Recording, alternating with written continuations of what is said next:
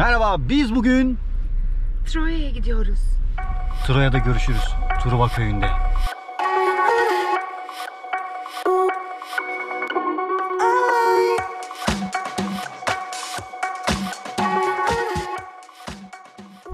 Bir tane Troya köyü var. Bir benzin firmasının sponsor olduğu, böyle tasarım yaptığı bir yer. Truva Müzesi var. Bir de atın olduğu yer var. Biz önce atın olduğu, bu savaşın yapıldığı yere gidiyoruz. Evet, öğren yerine gidiyoruz. Ne kadar? Otomobil 15 lira.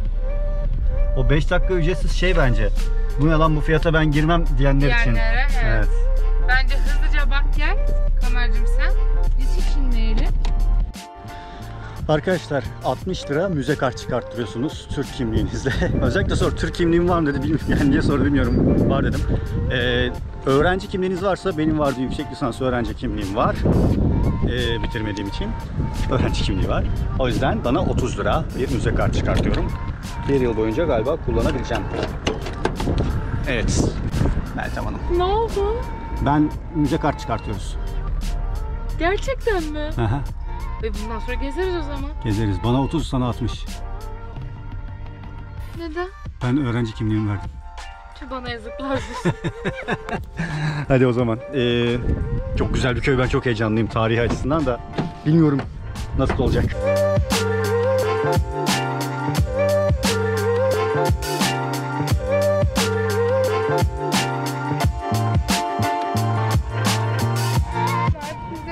Artık müze kartınız var. Artık İstanbul'un envai çeşit müzelerine Daha hiçbir yerden kaçmam. Bu arada öğrenci olanlar böyle 30 lira. Arkadaşlar 30 TL. Öğrenci olanlar Benim gibi 30 TL öğrenci ödüyorsunuz. olmayanlar 60 TL. Bana Nemrut bastılar. Ben bu okulu sittin sene bitirmem. Bu at, ben çocukluğumdan beri ben buraya gelmek istiyorum. Ama şöyle bir durum var. Annem bana hep diyordu ki, oğlum o köyde bir şey yok, ben sana meydandaki atı gösteririm. Geçen konuştum, gene aynısını diyor. Oğlum orada bir şey yok ki dedi. Olsun ama. Tarihi olarak savaşın yapıldığı at. Yani bölge burası. Bu at o at değil ama. Bu at 1975 yılında. İlk sorun bu oldu. Bu at o at mı dedim. Kamer dedi ki hayır. Hayır. Bu at o at değil. Bu 1975 yılında tasarlanmış bir at. Peki o atan ne oldu? O savaşta yıkıldı diye biliyorum ben. Yıkıldı bitti gitti değil mi? Tabii canım, o savaşta bitti. Üzüldüm ya lan. Ne? Üzüldüm ne bileyim. Ne O... savaş ne bekliyorsun? Ay hocam İşte... atınızı geri alın diye mi? Öyle bir şey beklerdim ya. GoPro ile çekim yapmayı seviyorum ama böyle elime büyük ekipmanlar alınca profesyonel çekimci sanıyorlar. Ben ondan korkuyorum. At temsili olarak burada ve çok turistik bir bölge. Çünkü hakikaten yani 2-3 bin yıllık, hatta 4 bin yıllık, belki 5 bin yıllığa kadar dayanan, milattan önce 3 bin yılına kadar dayanan bir miras var. Peki sevgili kamercimin hem mikrofonu tut hem de kamerayı deyip de bir yandan da benim Sofya'yı ittirmem nasıl adaletli bir hareket mi arkadaşlar? Ne düşünüyorsun? Kanalımıza abone olun. Bu videoyu beğenin, like atın, yorum atın. Sonra katıl butonunu tekrar hatırlatıyorum size. Dur, at arkamdayken konuşayım. Katıl butonumuz aktif arkadaşlar. Tıklayıp destek verirseniz seviniriz. Böylece daha güzel içerikler gelecek. Bu videoları nasıl çekiyorsunuz diyorsunuz, biz de duyuyoruz. Böyle çek. Katıldan destek geliyor. Biz Çanakkale'ye geliyoruz. Böyle oluyor arkadaşlar bu işler. Yeni şehirler için katılı tıklayınız. Twitch'i zaten biliyorsunuz artık yani. Twitch'i bilmeyen de bilmiyorum yani. Bir de Instagram var. Orası çok keyfe kadar. Oraya bir şey diyemiyorum ama gelin bizi günlük görmüş olursunuz. Şimdi şöyle bir soru var. Akıllarda şöyle bir soru var. Hepimizin aklına geldiğine eminim. Çılgınca herkes soruyor. Herkes Duyuyorum, soruyor. siz de soruyorsunuz. Evet. Troya'da neden üst üste birçok katman var? Evet, size bu sorunun cevabını veriyoruz. Burası 3000 yıllık bir yer, tamam mı? Coğrafi nedeniyle falan 3000 yıl. 3000 yılda o yıkılmış, bu gelmiş. O yıkılmış, bu gelmiş. Yani burada yazıyor, tarih katmanı var. Milattan önce 3500'den işte 3000, 2000, daha İsa yok ortada. İsa geliyor falan, böyle İslamiyet daha şey olmamış falan, böyle hani öyle bir tarih. İnsanlığın tarihi Çanakkale. Ya hakikaten bak, şu Gaziantep'teki yere de gitmek istiyorum. Zevkuma. Ben de çok merak Hani ediyorum. Türkiye gibi, hani ülkemiz cennet falan geyine girmek istemiyorum da. Abi coğrafi ve Tarihi tarihi açıdan cennet, hakikaten doğru. cennet ya. Yok yani, başka bir yerde yok bu. İngiltere'de falan da vardı çok eski krallıklar ama onlar sahip çıkıyor. Bizim gibi Kız Kulesi'ni böyle söküp baştan yapmıyorlar. Benim dikkatimi çeken kısım işte Sofya yazıyor.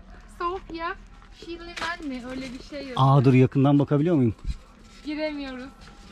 Evet, anı taşı Çanakkale ve Tübingen Trio vakıflarında sponsor olanların ismini sıralamışlar ve 4. sıranın ilk kelimesi bak. Sofia Şelemen 1870 Şelemen mi? 1891 Şelemen diye okuyorum. Okuyamadım ama. Sofia evet. Tam şurada. Güzel kızımızın ismi. Kendisi de uyuyor. Yine bir gezi ve yine Sofiş Hanım uyuyor. Evet, şimdi Troya alt bölgeleri ayırmışlar. Doğu duvarı diyor. Tapınak alanının dış duvarlarıymış. Bunlar tapınaklarmış bak. Ve saraylar ve Doğu Kulesi. Eğer YouTuber'sanız ve çocuk yapmışsanız yürüme yolu yok. Kanguruyla gelin arkadaşlar. Biz onu düşünemedik. Sofya'da uyuyordu. Bebek arabasıyla geldik. Kanguruyu yanımıza almadık. O uyuyordu diye. Yani büyük biraz Sofya kadar bir bebekle de kanguru zor olabilir ama şu anda merdiven var. Buralar hep tahta koymuşlar. Şu taşa dokunuyorum. Bak. Taşa dokundum. Şu an var ya 3000 yıllık belki de 2000 hani tam olarak. Kimler yaşadı ya? Şu tarihe Ay, şu taşa benden başka kimler dokunduysa selam olsun. 100 yıllık kızım. Oha size tarihi kaplumbağa göstereceğim şimdi. Kaplumbağa. Bak hele. Müze karta dahil miydi bu kaplumbağa? Yalnız kaplumbağa çok yaşlıya benziyor. Şimdi çocuklu bir aile olarak Merdivenleri tek tek çıkıyoruz. Selam olsun. kaçıncı bölgedeyiz bilmiyorum. Buralarda hep taş. Her yer taş. Yani taş daha iyi bence. Bu 1975 yılında yapılan atın hüsranından sonra taş olması daha iyi. Sofya. Dolu. Tam olarak kerpiç bak. Sıkıştırılmış saman var içinde dolu. Böyle sıradan taş gibi de gelebilir de. Bana güzel duygular hissettiriyor. Böyle yerlerde senden binlerce yıl önce insanların yaşamış, farklı kültürlerin olmuş olması, bunu biliyor olmak ve senin şu anda kışın gelecek doğalgaz faturasını düşünüyor olman çok farklı ya. Çok farklı. Bütün yabancılar çocuk yapmama kararı aldı. Al bundan ötürü. Çocuk yapmayacaklar. Buraları çocuksuz gezecekler. Düşüyor da şaşırıyor da.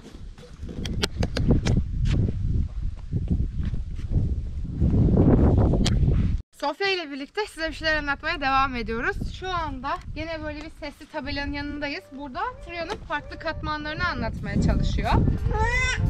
Tek tek detaylı ben size anlatmayacağım. Şurada görmüş olduğunuz sanki yol yapmış gibi. Burada da böyle gelen üstüne çıkmış, gelen üstüne çıkmış. Böyle bir şey olmuş.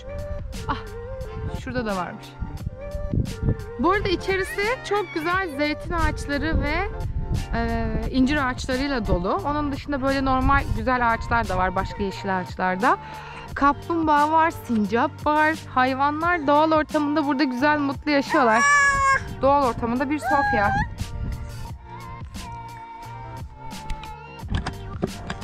Evet, şimdi burası bir kuyuymuş. Bu kuyunun yapılışı yaklaşık M.Ö. 300. yıla denk geliyormuş. 35,50 metreden aşağı kazılmıştır diyor.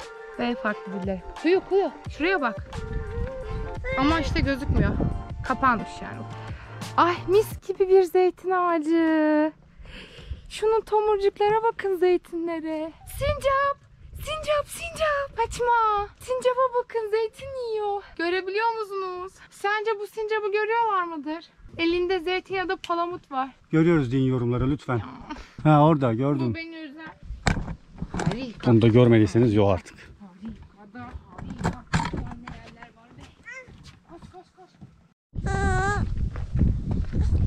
Tek başına yürümek istiyor ve aşağı düşme tehlikesi yaşıyor sürekli. O yüzden çok kızdırıyor beni. O yüzden aldım böyle götürüyorum.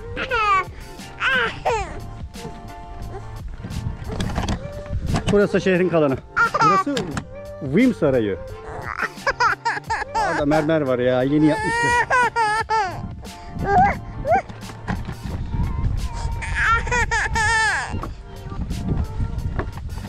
Hepsi sana gülüyor. Hepsi sana gülüyor kızım. Hepsi sana gülüyor. Bak rehber var, turistler var. El salla, merhaba de. Hepsine el salla. Tabii ya. Schengen falan hikaye onlarda. 2. yüzyılda ise iyi ve kadın işaretleri okunabiliyor diyor.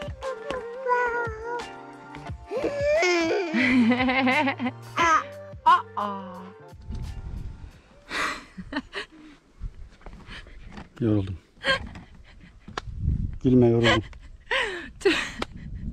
Kamer Troya köyü ile ilgili çok hevesliydi, çok meraklıydı, çok böyle dolu doluydu ama Sofya gezinin yarısında uyandı. Yani biz Sofya'yı kucakta taşıdık, bir yandan bebek arabasını taşıdık ve çok tehlikeli yürüme yerleri var. Bak haberiniz olsun, siz kanguruyla gelin, çocuğu sırtınıza falan bağlarsınız yani, bilmiyorum. Öyle akıl verilir, yapmayın, çocuk yapmayın.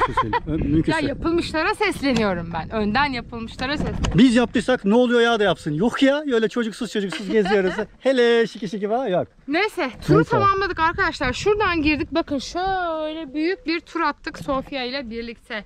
Şu anda artık düz yola çıkıyoruz. O yüzden Sofya Hanım'ı arabasına oturtturduk. Güzel bir yer. Çok hoş, çok anlamlı ya. Çok derin bir yer. Satış noktası var. Hem yemek içme hem de böyle hatıra anlamında. Oraya da uğrarız. Hem bir dinlenmiş oluruz. Sofya bir su içer, süt içer, bir şeyler yapar. Biz de öyle. Oradan sonra bakalım. Belki müzeye gideriz. Çünkü niye? Niye? Müze kartımız var. Müze kartımız var. Evet. Sonunda aldık. Bir sene boyunca gezmediğimiz yer kalmasın. Müzeyle girilecek her yeri bize söyleyin müze kartla. Satışlı geziyim bak. Merhaba. Başlangıç noktasında bir final yapmak istediğimizde Sofiş Hanım da uyandı burada. Az önce, birkaç dakika önce size dedim ki şurada bir şeyler içelim. Sofya bir süt falan, su falan içsin dedim. Sonra şu yolda yürürken Kamer bana dedi ki Meltem şurada limonata var. Sence kaç liradır dedi. Ya 20 lira falandır bir bardağı dedi. Yaklaştık. Limonatanın tanesi arkadaşlar 55 lira. Bildiğiniz makine limonatası. Eylül 2022 arkadaşlar. Troya'nın official museum shop yani satış noktasında bir şeyler içelim dedik ve limonata gerçekten 55 TL. Burada ilk cümlem şu olmuştu. Atın yanına geldiğimizde ya Kamer hiç Türk yerli turist yok. Bunların hepsi yabancı demiştim. Şu anda hak veriyorum. Sonra böyle birbirimize bakıp şakayla karışık wow 55 liraymış ya falan dedik. Satıcı arkadaşlarımız donuk, ölmüş. Yüksek ihtimalle Türklerden hep aynı tepkiyi alıyorlar çok pahalı olduğuna dair. Suratımıza gayet kötü anlamsız bir şekilde böyle boş baktı. Bize de kızdı galiba yüksek ihtimalle. Limonata şakalaşmamızdan sonra müze kısmının içine girdik. Bir anahtarlık 40 lira, 50 lira, 60 lira. Aklınıza gelebilecek. Mesela Kamer bir tane battaniye beğendi. 460 lira. Gene içeride her şey çok pahalıymış diye konuşurken kızlar arkamızdan laf söylemişler. Kızlar da aynı suratsızlıkla bize bakıyorlardı. Onlar dedi ki günlük 50 bin lira ciromuzun olduğunu bilseler acaba ne derlerdi dedi. Başarılar diliyoruz. Meltem'in söylemek istediği bir şey daha var. Arabaya biniyoruz. İçeriden çıktık. Ya şimdi ben girişteki arkadaşla bir muhabbet ettim. Dedim çok güzelmiş, çok güzel yerde çalışıyorsun. Ama dedim bu girişteki ürünlerin satıldığı satış noktası olan yer bence biraz pahalı. Türklere de hitap etmiyor. Keşke dedim fiyatlara müdahale edebilseniz dedim. Dedi ki orası özel işletme. Bize ait değil. Hatta şaka yaptık. Dedi ki buradaki en ucuz şey müze kart. Bu ne böyle falan dedik. Meğer tabii ki girişler Kültür Turizm Bakanlığı'na bağlı ama içerisi ihaleyle yıllık bir özel işletmeye veriliyormuş. Doğal olarak onlar da bu kadar turist gelen bir yerde fiyatları kitliyorlar. Bunu demek istemiyorum ama kitliyorlar arkadaşlar. Bu arada orada çalışan arkadaşlara şunu sormak istiyorum. Bu videoyu izlerlerse günlük 50 bin euro yapıyorlar diye arkamızdan kıkırdadılar ama asgari ücret almıyorsunuz inşallah değil mi? Yani bu hani günlük 50 bin euro yapıyorsa iyi maaş alıyorsunuzdur inşallah. Veriyorlardır inşallah. İnşallah kazanıyorsunuzdur. Yapacak bir şey yok. Çarşıda merkezde yine annem. BİM'e gidersiniz. Aynen. Hadi görüşürüz. Bu arada ayakkabının altını ellediği için ayakkabısını çıkarttım. Katıl butonuna tıklayan arkadaşlarımız, katıl destekçilerimize çok teşekkür ediyoruz. Eyvallah.